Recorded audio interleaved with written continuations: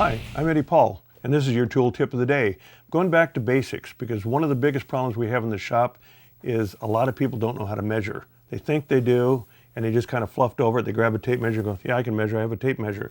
But a lot of people don't even know how they work. They're not really complex. They were invented in, 1868 by a guy named Fellows.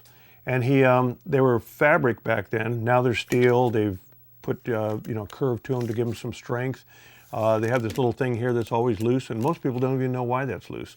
I've had people come in here and rivet them shut for me, or rivet them tight to make the tape better. They thought they've destroyed my tape. The reason they're loose is that's so you can hook the end of the clasp on the edge of something, like a table.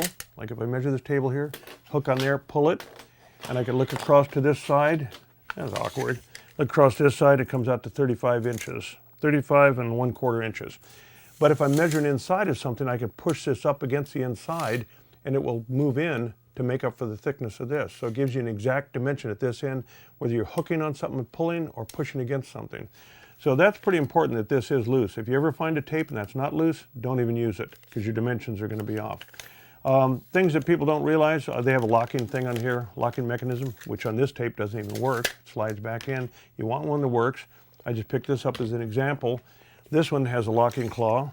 It works nice. You can lock it in position. It's also got a magnet on the end of the clasp here, so you can hook it onto steel and pull it across, and it'll stay by magnetic attraction.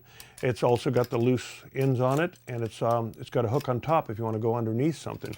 What I recommend if you're going to get a tape is don't get a little flimsy, even though they're easy to carry. Little thing like this, they're nice, they'll work, but you can't extend them. They tend to collapse.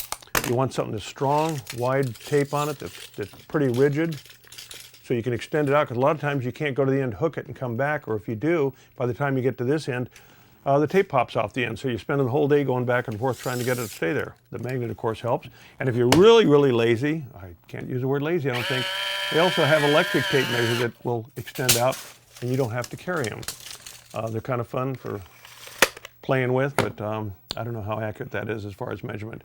Another one is, this is one that's produced by a company, I can't say the name, but they sell cheap tools, and the tape is not too bad. It pulls out, it locks, does all that, but this breaks off. You just bend that like that and it's ruined. This tape is right now it's garbage. You can't hook this on your belt, and people don't realize that. So spend the extra money, get a good one, hang on to it, don't loan it out to people, and don't go messing with that little rivet on the end, or you'll mess up your tape.